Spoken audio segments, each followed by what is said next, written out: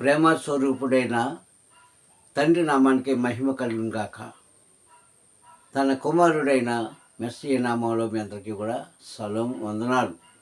ప్రియ సంగమా, మరి యొక్క ఉదయకాల సమయంలో మనకి ఇచ్చిన వాక్యాన్ని మనం జ్ఞాపకం చేసుకుందాం. ఈ లోకంలో అనేకమైన క్రియలు మనం చేసేటప్పుడు మనల్ని సన్మానిస్తూ ఉంటారు. ఈ లోకంలో అద్భుతమైన కార్యాలు తలంపి పెట్టినప్పుడు అది నెరవేర్చినప్పుడు మనల్ని సన్మానిస్తూ ఉంటారు. ఎలాగో తెలుసా? చాలువ కప్పి పూలగుత్తి చేతిలో పెట్టి చక్కటి సింహాసనం అంటే కుర్చీ వేసి కూర్చోబెట్టి అనేకులు ఎదుట మన గొప్పతనం కోసం చెబుతూ ఉంటారు ఈ లోకంలో కదా. అయితే తండ్రి పనిచేసే వారికి ఎలాగ ఆయన సన్మానించాడో అన్నది మనం చూసుకుందాం. నేటి వాక్యాంశము కిరీటము. హల్లెలూయా. కిరీటము అన్న అంశం మీద మనము తండ్రి మనకి ఇచ్చిన కిరీటాలు ఏమిటి అన్నది మనం జ్ఞాపకం చేసుకుందాం. మరి అలాగే ఈ వాక్యాన్ని వింటున్న మిమ్మల్ని సర్వాధికారం తండ్రి దీవించును గాక. అదేవిధంగా మా ఛానల్ సబ్స్క్రైబ్ చేసుకొని లైక్ చేసి షేర్ చేయండి. హల్లెలూయా. ఇక ఈరోజు వాక్య సందేశం చూసుకుంటే తండ్రి తన కుమారుడైన మెస్సీ ద్వారా మనకి ఇచ్చిన కిరీటాలు ఏంటి, మనం ఇస్తున్న కిరీటం ఏమిటి అన్నది ఈనాటి వాక్యాంశం మనం చూసినట్లయితే, మొదటగా అతను మనకి నీతి కిరీటాన్ని ఇచ్చాడు. హల్లెలూయా. ఏ కిరీటం అన్నది? నీతి కిరీటము. పాపులమైన మనల్ని, అవినీతిలో ఉంటున్న మనల్ని, ఎందుకు పనికిరాని వారుగా త్రోసేసిన సమాజం మధ్య, సంఘం మధ్య, కుటుంబం మధ్య ఎక్కడైనా సరే అవినీతి అయిన మనకి, అన్యాయం చేసిన మనకి, అక్రమాలు పెంచుకుంటున్న మనకి ఆయన ఇచ్చింది ఏంటో తెలుసా? నీతి కిరీటము. హల్లెలూయా. మొదటి తిమోతి పత్రిక 4వ అధ్యాయంలో అక్కడ చూసినట్లయితే 8వ వచనాన్ని మనం గమనించినట్లయితే సహోదరులారా, క్షమించాలి, 2 తిమోతి పత్రిక 4వ అధ్యాయము 8వ వచనంలో మనం చూసినట్లయితే నీతి కిరీటము అంటాడు అక్కడ. హల్లెలూయా. ఏమిచ్చాడని మనకి?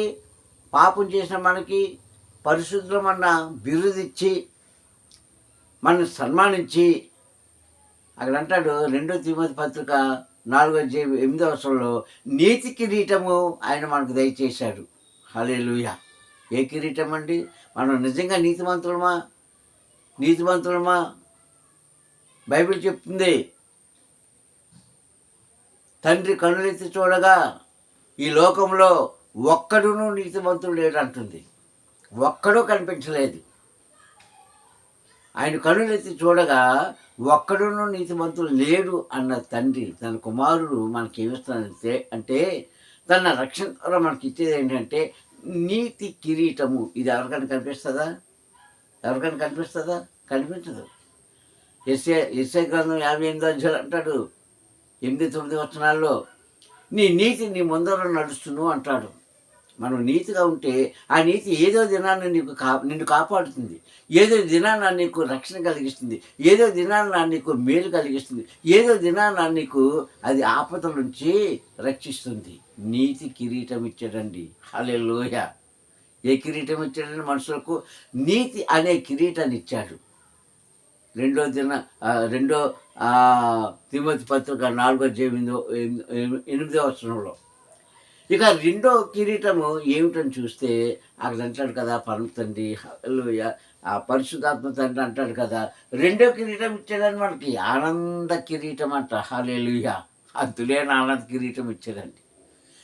యుగాలకి సరిపోయే, తరతరాలకి సరిపోయే, నీ వంశం అంతటికి సరిపోయే, నీ బ్రతుకంతా సరిపోయే ఆనంద కిరీటాన్ని ఇచ్చాడు. దేనికి? శరీరాన్ని కాదు. ముందు చెప్పుకున్నట్టుగా మనం సన్మానించేది శరీరం మీద కప్పుతారు సాల్వ, మన చేతిలో పెడతారు ఒక బొకే అంటే పూల గుత్తు, చక్కటి కుర్చీ మీద కూర్చోబెడతారు. ఇది శరీరానికి సంబంధించింది. ఆయన మనస్సుకు ఆనంద కిరీటాన్ని ఇచ్చారంట. హల్లెలూయా. నిజంగా మనుషులకు ఈ ఆనంద కిరీటం అనేది చాలా అరుదుగా ఉంటుంది, తక్కువగా. అంటే ఈరోజు ఏ కుటుంబంలో చూసినా, ఏ మనిషిని చూసినా పైకి నవ్వుతుంటారే కానీ పైకి ఒక రకంగా కనిపిస్తారు కానీ వారి మనసు అంతా కూడా దుఃఖంతో నిండిపోయి ఉంటుంది. ఏదో సమస్య, ఏదో ఆలోచన వారి కుటుంబం కోసమో లేకపోతే వారి కోసమో వారికున్న సమస్యల కోసమో ఏదో ఒక అనాలోచనలోనే జీవిస్తున్నారు కానీ ఉన్నవాడేమి లేనివాడేమి కానీ ఆనందంగా జీవించేవాడు ఎవరు జీవిస్తారో తెలుసా? తండ్రి పాదాల దగ్గర పడినవాడు, తండ్రి నిత్యం జ్ఞాపకం చేసుకున్నవాడు, ప్రార్థన ద్వారాను యాచనల ద్వారాను భయభక్తులు కలిగి ఆయన అంగీకరించబడ్డాడని లేఖనం ఉంది. ఎబ్రీ పత్రిక 7వ అధ్యాయంలో 5వ వచనంలో. కనుక ప్రతి సంగమా మనము ఇందులో దేనికి ఆనందం కావాలి? దేనికి ఆనందం కావాలి? నీ హృదయం ఆనందంగా ఉంటే నీ శరీరం అంతా బాగుంటుంది. హల్లెలూయా.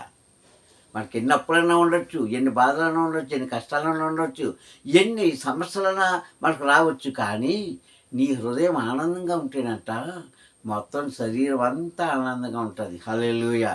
అందుకే రెండోదిగా ఏమి ఇచ్చాడండి? మనకి ఆనంద కిరీటం ఇచ్చాడండి. ఆనంద కిరీటము. హల్లెలూయా. ఆనంద కిరీటము. పిలిపిలికి రాసిన పత్రిక 4వ వచనంలో 4వ అధ్యాయంలో 1వ వచనంలో రాయబడిన మాట ఏంటంటే ఆనంద కిరీటాన్ని ఇచ్చారండి. ఏమి ఇచ్చారు బాబు? 4వ అధ్యాయము పిలిపిలికి రాసిన పత్రిక 1వ వచనంలో ఆనంద కిరీటాన్ని మనకి ఇచ్చాడు. ఇంతకంటే సౌభాగ్యం ఏముంది? ఇంతకంటే ఆనందం ఏముందండి? నీవు ఆనందంగా ఉంటే, నీ హృదయాన్ని ఆనందంగా పెట్టుకుంటే తండ్రి దగ్గర నీకు ఎన్ని సమస్యలు ఉన్నా మర్చిపోతావు, ఎన్ని బాధలు ఉన్నా మర్చిపోతావు. అయితే శరీరానికి బలహీనత రాదు అని నేను చెప్పను, గ్రంథము చెప్పలేదు. శరీరానికి కష్టాలు లేవు అని నేను చెప్పను, గ్రంథం చెప్పదు. శరీరానికి అవసరం ఉండవు అని నేను చెప్పను, గ్రంథం చెప్పలేదు. కానీ అందులోనే నీకు ఆనంద కిరీటాన్ని ఇస్తారంట. హల్లెలూయా. హల్లెలూయా. 4వ అధ్యాయం 1వ వచనము పిలిపిలి రాసిన పత్రిక. ఇక మూడోది ఏంటంటే మొదటి దశలోనిక పత్రిక 2వ అధ్యాయము 19వ వచనంలో చూస్తే అక్కడే కిరీటం ఇచ్చాడంటే అతిశయ కిరీటము. హల్లెలూయా. ఏంటండి? ఏ కిరీటం అండి అది? అతిశయ కిరీటము అంటే గర్వించే కిరీటం అంట. కిరీటాలు చాలా ఉంటాయి. ఇప్పుడు చూడండి, ఆ ప్రపంచ సుందరి ఉంది కదా, ఆమెకు ఏ కిరీటం పెడతారు? ప్రపంచంలో ఉన్న అందరి స్త్రీల కంటే ఈమె అందగత్తని ఆమె నెత్తి మీద ఏం పెడతారండి? ఒక కిరీటాన్ని పెడతారు. అది చూసి పొంగిపోతారు. కానీ ఇది కాదండి. ఇది లోకానుసారంగా ఉండొచ్చు, లోకానుసారంగా ఆనందించవచ్చు, లోకానుసారంగా ధరించవచ్చు, కానీ అతిశయ కిరీటం అంటే గర్వించుట. కీర్తన భాగం 20వ అధ్యాయంలో 7-8 వచనాలు చూసినప్పుడు అక్కడ ఉంటుంది కదా, అక్కడ ఉంటుంది 5, 6, 7 ఈ మూడు వచనాలు చూసినప్పుడు అక్కడ ఉంటుంది, వారు కింద పడిపోయారు, మేమైతే లేచి నుంచున్నాము అని మేము మా తండ్రి అయిన యావే నామంలో అతిశయించుతున్నాము అంటారు. ఆనంద రక్షణ కవచం మేము ధరించుకొని జీవచోహం మేము ఎగరవేస్తున్నాము అంటారు. అతిశయించుటంటే నీవు దేవుని గెలుచుకొని అందులో ఆనందంగా ఉండు, అందులో గర్వించు, నా దేవుడు నాతో ఉన్నాడని. హల్లెలూయా. ఎంతమంది చెప్పగలుగుతున్నారండి ఈరోజు మాటలు? ఎంతమంది చెప్పగలుగుతున్నారండి? ఎందుకు పనికిరాని మనకి, ఎవరో లెక్క చేయలేని మనకి అని ఏమిచ్చాడండి? అతిశయించే గుణము, అతిశయించే కిరీటము. హల్లెలూయా. అయితే మనం ఏం చేస్తున్నాము? మనం ఎందుకు పనికిరాము? కానీ అందుకే అంటాడు, అబక్కు అంటాడు కదా తండ్రి, 3వ అధ్యాయం 17వ వచనంలో ప్రవక్త అబక్కు పలికే మాట. 3వ అధ్యాయము అబక్కు గ్రంథము 17వ వచనంలో,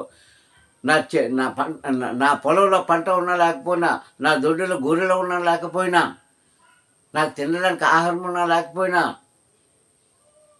మరి నాకు ఈదున్నా లేకపోయినా, ద్రాక్ష తోటలు పూసినా పూయకపోయినా, అంజూరపు చెట్లు మొలిసినా మొలకపోయినా, నేను తండ్రిలో యావేలో ఆనందిస్తున్నాను అంటాడు అక్కడ. హల్లెలూయా! తండ్రిలో ఆనందిస్తున్నాను అంటున్నాడండి అక్కడ. నిజంగా ఆనందం చాలా గొప్పది. గర్విస్తున్నాను నేను. ఎందుకంటే నాకేమున్నా ఏమి లేకపోయినా నేను నమ్ముకున్న నా తండ్రి నాతో ఎల్లప్పుడూ ఉన్నాడు కనుక నేను అందులో గర్విస్తున్నాను అంటాడు. హల్లెలూయా! హల్లెలూయా! ఇక నాలుగో కిరీటం చూసినట్లయితే అక్కడ అంటారు కదా చక్కని మాట. ఏమన్నాడు? మొదటి కొరింథీయుల పత్రిక ప్రకటన గ్రంథము 2వ అధ్యాయము 10వ వచనం అంటాడు, జీవ కిరీటము. హల్లెలూయా! ప్రకటన గ్రంథము 2వ అధ్యాయము 10వ వచనం అంటాడు కదా, జీవ కిరీటము అంటే నువ్వు జీవించడానికి దీర్ఘాయుస్సు ఇచ్చే కిరీటం. హల్లెలూయా! జీవ కిరీటం అంటే ఏంటి?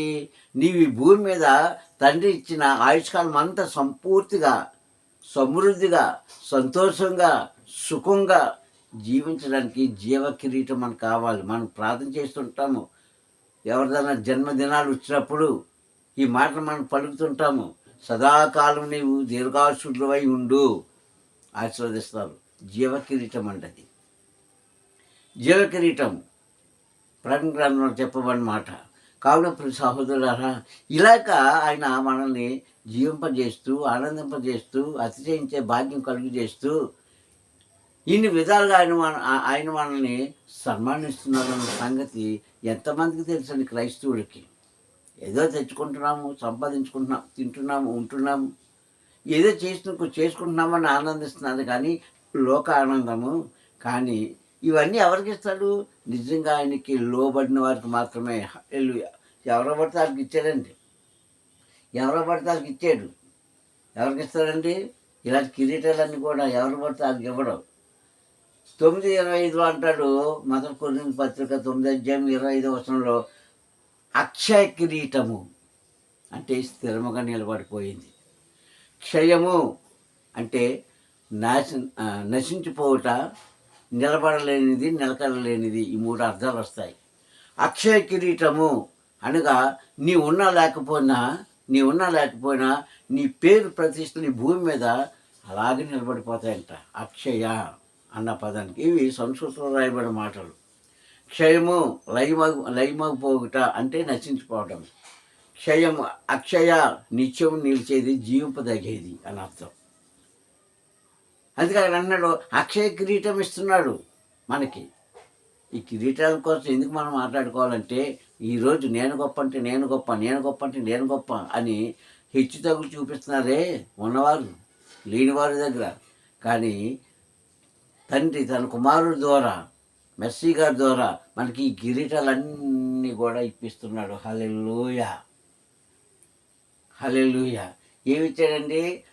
అక్షయ కిరీటం ఇచ్చాడు. మొదటి కొరింథీయుల పత్రిక 9వ అధ్యాయం 25వ వచనంలో. ఇంకొక కిరీటం కూడా ఇచ్చాడండి చివరిగా. మొదటి పేతురు పత్రిక 5వ అధ్యాయం 4వ వచనంలో అంటాడు కదా, వాడబారని కిరీటము. ఏమంటున్నాడండి? మొదటి పేతురు పత్రిక 5వ అధ్యాయము 2వ వచనంలో అంటున్నాడు కదా, అక్కడ ఏమంటున్నాడండి? 4వ వచనంలో అంటాడు కదా, వాడబారని కిరీటం అంట. అంటే అది ఎప్పుడు కూడా ఒడిలిపోదు, పడిపోదు, రాలిపోదు, తుప్పెక్కిపోదు. అలాంటి కిరీటాన్ని మనకి ఇస్తున్నాడే. ఇంత ఘనముగా మానవునైనా అభిషేకిస్తుంటే, ఇంత ఘనంగా ఆయనను మనల్ని ఆయన సన్మానిస్తుంటే, ఇంత ఘనముగా అర్హత లేని మనకు అవన్నీ ఇచ్చుకుంటూ పోతుంటే, మరి మనమేమి ఇచ్చామండి ఆయనకి? చూద్దాం వాక్యాన్ని. హల్లెలూయా! మనమేమి ఇచ్చాము? యూదుల రాజా నీకు శుభమని, యూదుల రాజా నీకు నమస్కారం అని, నీవు యూదుల రాజు అని పొగుడుతూ మనం ఏమిచ్చామండి? ఏమిచ్చాము ఆయనకి? మత్తయి సువార్త 27వ అధ్యాయం 29వ వచనం అంటారు కదా, ముళ్ళ కిరీటము. హల్లెలూయా! ఇదండి మనిషి ఇచ్చే కిరీటం. పరమ తండ్రి తన కుమారుడైన మెస్సీ ద్వారా మనకి ఇన్ని కిరీటాలు ఇస్తే ఏంటి? నీతి కిరీటం ఇచ్చాడు, ఆనంద కిరీటం ఇచ్చాడు, అతిశయించే కిరీటం ఇచ్చాడు, ఏంటి జీవ కిరీటం ఇచ్చాడు, అక్షయ కిరీటం ఇచ్చాడు. వాడబారిన కిరీటం ఇచ్చాడు. ఈయన్ని ఇచ్చిన మనము ఆయనకి ఏమి ఇచ్చామంటే మత్తయి సువార్త 27:29 అంటది కదా, యూదుల రాజా నీకు శుభమని ముళ్ళను కిరీటంగా చేసి ఆయన తల మీద పెట్టామండి మనం. ఇది మనం చేసే పని. ఇంత సున్నితంగా, ఇంత ప్రేమగా, ఇంత ఆప్యాయతంగా శరీరంతో పాటు మనసుకు కూడా ఆనంద కిరీటం ఇచ్చి నేను సంతోషపెట్టిన నీ యొక్క తన కుమారుడైన మెస్సీకి మనం ఇచ్చే బహుమానం ఏంటో తెలుసా? ముళ్ళ కిరీటము. హల్లెలూయా! ముళ్ళ కిరీటం మనం ఇస్తున్నాం ఈరోజు. ఇచ్చాము కూడా ఆనాడు మన పూర్వీకులైన వారు. ఇప్పుడు సహోదరులారా, ఒకసారి ఆలోచించుకుందాం మనం. ఈ ముళ్ళకున్న సాదృశ్యం ఏంటో తెలుసా? ముళ్ళ కిరీటం పెట్టావు, ఆయన తల మీద నొక్కరు రక్తం వచ్చేసింది, అయ్యి బాబు అమ్మ అంటావు. కానీ ముళ్ళుకి సాదృశ్యం ఏంటో తెలుసా? అదే ముళ్ళు నీ కష్టానికి సాదృశ్యము. ముళ్ళు నీ కష్టానికి సాదృశ్యము అంటే గుర్తు. ఈరోజు ఎన్ని ముళ్ళులు గుచ్చుకుంటున్నాయి నీ మనసులో? అప్పులనే ముళ్ళులు, వ్యాధి అనే ముళ్ళులు, ఆర్థిక స్థితి అనే ముళ్ళులు, భార్యల వల్ల, భర్త వల్ల, బిడ్డల వల్ల, కుటుంబం వల్ల, ఇరుగు పొరుగు వారి వల్ల, అనారోగ్యం వల్ల, ఇవన్నీ కూడా ముళ్ళులేనండి మనకు గుచ్చుకుంటున్నాయి. ఆనాడు మన పూర్వీకులు పెట్టిన ముళ్ళులే ఈరోజు మనకి కష్టాల రూపంలో మనకు గుచ్చుకుంటున్నాయి. హల్లెలూయ! ఇదండి మనం ఇచ్చిన కిరీటం ఆయనకి. ప్రియ సహోదరులారా, ఎందుకు ఈ మాట మనం జ్ఞాపకం చేసుకోవాలంటే రాబోతున్న దినాల్లోనైనా కనీసము ఎప్పటికైనా సరే మనం తప్పును మనం తెలుసుకున్న ఆయన ఎందుకు పనికిరాన్ని మట్టి పురుగు లాంటి వారిని, మట్టితో సమానమైన మాకు ఇన్ని రకాలుగా మమ్మల్ని సన్మానించావే కిరీటాలు ఇచ్చి. మేము మాత్రము ఏమి ఇచ్చామండి? ముళ్ళ కిరీటం ఇచ్చాం. తాగడానికి జీవజాలం ఇస్తే ఆయన తాగడానికి చేదు నీళ్ళు ఇచ్చాము.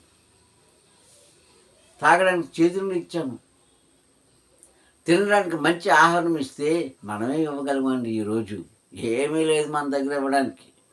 ప్రియ సహోదరులారా, వాక్యం వింటున్న మీలో నిజంగా పశ్చాత్తాపంగా కలిగి ఉంటే, నాయన నా జీవితానికి ఇన్ని ఇచ్చావే బహుమానాలు, నేను ఏమి ఇవ్వగలిగాను నాయన నీకని కన్నీటితో ఆయన పాదాలు కడిగితే చాలు నిన్ను, నీ పాపాన్ని క్షమిస్తాడు తండ్రి. ప్రార్థన చేసుకుందాం. దయగల నాయన, కృపగల తండ్రి, నీ కొందాములు ఈ ఉదయకాల సమయంలో నీ వాక్కు ద్వారా మాతో మాట్లాడినందుకు స్తోత్రం చెల్లిస్తాను తండ్రి. నిజమైన ఆయన, మనిషికి నీవు ఇచ్చిన తండ్రి జీవ కిరీటాలు బట్టి నా ప్రభ ఆనందిస్తున్నామే. కానీ అయ్యా, మేము ఇచ్చింది ఏంటంటే ముళ్ళ కిరీటం నాయన. ఆ ముళ్ళు కూడా తండ్రి మా కష్టాలు సాదృశ్యంగా అర్థంగా నన్ను చెప్పిన విధానం పట్ల స్తోత్రములు. వాక్యం బిడ్డలు దీవించండి, ఆశ్రదించండి. ఘనత మహిమ ప్రభావం మీరు పొందుకున్నాయన తండ్రి. నా ప్రభ ఈ మాటలు ఒట్టినే పోనీయకుండా తండ్రి యేసయ్య, వారి హృదయాలలో తండ్రి, వారు తండ్రి నా ప్రభ జ్ఞాపకం ఉంచుకొని తండ్రి జీవితాంతం కూడా తండ్రి మర్చిపోకుండా తమను తాము తగ్గించుకొని అయ్యా నీ అందు హెచ్చించే భాగ్యం కలుగు చేస్తామని మా ప్రియ రక్షకుడైన మెస్సయ్య నామములో ప్రార్థన అడుగుతున్నాను పరమ తండ్రి. హల్లెలూయా, హల్లెలూయా, హల్లెలూయా. ఆమేన్, ఆమేన్. మీ అంతకు మరొకసారి తండ్రి నామంలో సాలోము తన కుమారుడిని క్రీస్తు నామంలో వందనాలు. Praise the lord.